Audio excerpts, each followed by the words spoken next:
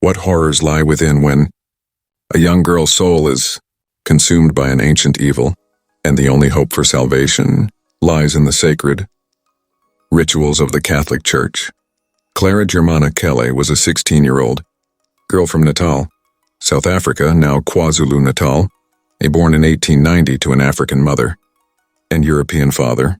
She grew up in a devout Catholic family and attended a Catholic school, where she was known for her shy, quiet, and obedient nature. However, in 1906, Clara's behavior suddenly changed, and she began exhibiting strange and alarming symptoms that would eventually lead to one of the most famous exorcisms in history. At first, Clara's behavior was dismissed as mere teenage rebelliousness, but soon it became clear that something was seriously amiss. She would experience violent outbursts, convulsions, and unexplained physical strength, causing her to lash out at those around her. Her parents, desperate for answers, sought help from medical professionals, but no underlying cause could be found. As Clara's condition worsened, her family turned to the Catholic Church for guidance, believing that their daughter was possessed by a malevolent spirit. The church, intrigued by Clara's case, dispatched two experienced priests, Father Erasmus Horner and Reverend Mansuetti, to investigate and perform an exorcism, if necessary. The priests were seasoned in the rituals of exorcism, having studied the ancient rites and procedures outlined in the Ritual Romanum. They arrived at the Cele family's home, prepared to face whatever evil force had taken hold of Clara's soul. The stage was set for a dramatic and terrifying confrontation between good and evil, one that would leave a lasting impact on the world of exorcism and beyond. Clara's possession began with subtle changes in her behavior, which quickly escalated into violent and terrifying episodes. She would experience sudden, unexplained outbursts of rage, during which she would lash out at her family and friends, using unnatural physical strength to overpower them. Her eyes would turn black, and her voice would deepen, uttering curses and obscenities that seemed to come from nowhere. She would convulse and contort her body in ways that seemed humanly impossible, leaving her family in a state of horror and disbelief. As the possession intensified, Clara's behavior became increasingly erratic and bizarre. She would speak in tongues, uttering words and phrases that no one could understand, and her body would writhe and twist like a snake. She would levitate above her bed, defying gravity and reason, and her eyes would glow with an otherworldly light. The air around her would grow cold, and a putrid stench would emanate from her body, as if something evil and ancient had taken up residence within her. Clara's possession was not just a product of her own mind or body. It seemed to have a life of its own, a malevolent force that sought to destroy everything in its path. Her family and the priests who attended to her were witness to events that defied explanation, events that challenged their faith and their understanding of the world. The possession was a manifestation of pure evil, a reminder that there are forces beyond human comprehension that seek to destroy and consume us. The exorcism of Clara Germana Cele was a grueling and terrifying ordeal that lasted for hours, pushing the limits of human endurance and faith. Fathers Erasmus Horner and Mansuetti, armed with the Rituale Romanum and their unwavering belief in the power of God, faced the evil force head-on, determined to free Clara from its grasp. The ritual began with prayers and blessings, as the priests sought to create a sacred space that would repel the malevolent entity. But as soon as they began to invoke the name of God, the atmosphere in the room shifted, and a palpable darkness descended. Clara's body began to contort and twist. Her eyes rolled back, and a guttural growl emanated from her throat. The priests held firm, their voices rising in a chant of Latin prayers and hymns as they sprinkled holy water and held up the crucifix.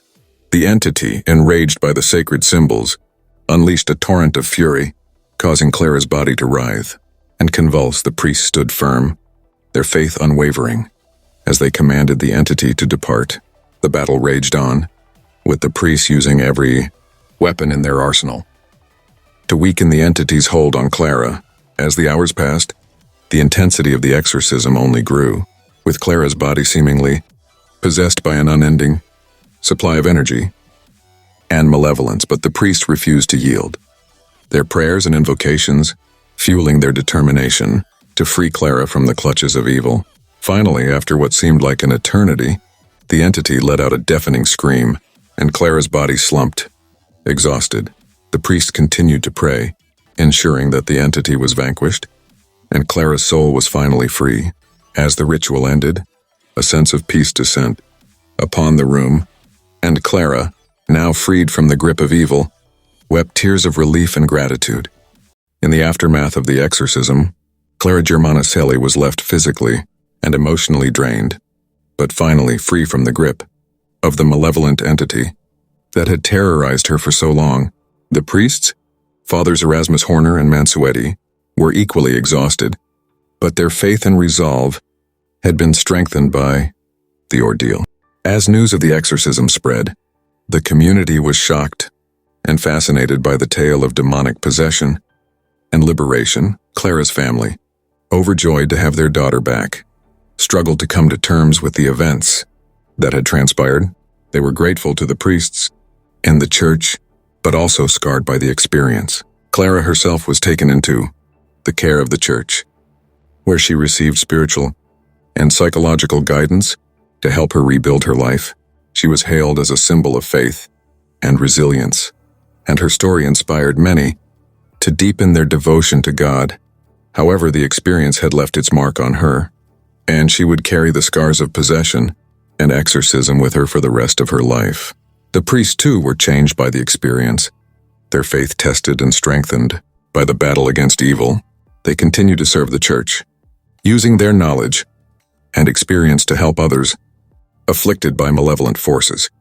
The exorcism of Clara Germana Cele became a landmark case in the annals of demonic possession and exorcism, studied by theologians and paranormal investigators alike. It remains a testament to the power of faith and the human spirit, a reminder that even in the darkest of times, hope and redemption are always within reach. The exorcism of Clara Germana Cele holds a significant place in the history of demonic possession and exorcism, serving as a powerful testament to the enduring power of faith and the human spirit. This case is remarkable for several reasons. Firstly, it highlights the resilience and courage of Clara herself, who endured unimaginable suffering and emerged victorious, her faith intact. Secondly, it showcases the unwavering dedication and bravery of Fathers Erasmus Horner and Mansuetti, who risked their own lives to free Clara from the grip of evil. Their selflessness and unwavering belief in the power of God serve as an inspiration to all who face darkness and despair. The case also underscores the importance of the Catholic Church's role in combating evil and providing solace to the afflicted. The Church's ancient rituals and prayers, as outlined in the Rituale Romanum, proved effective in banishing the malevolent entity, reaffirming the Church's position as a bastion of spiritual strength. Furthermore, Clara's story has inspired countless individuals to deepen their faith and seek help when confronted with supernatural forces beyond their understanding. The exorcism of Clara Germana Cele stands as a beacon of hope, reminding us that even in the face of unimaginable horror, redemption and liberation are always within reach. Its significance extends beyond the religious realm, offering a powerful reminder of the human capacity for courage, resilience, and the ultimate triumph of good over evil. Thanks for watching Hidden Horrors, where the darkest tales come to light. If you've enjoyed this journey into the heart of terror, be sure to like, comment, and subscribe for more chilling stories from the shadows. Join us next time as we delve into another forgotten horror, another hidden horror waiting to be uncovered. Don't forget to turn on notifications so you never miss a new video. And remember, the horrors we hide are often the ones that haunt us the most. Until next time, stay vigilant and stay terrified.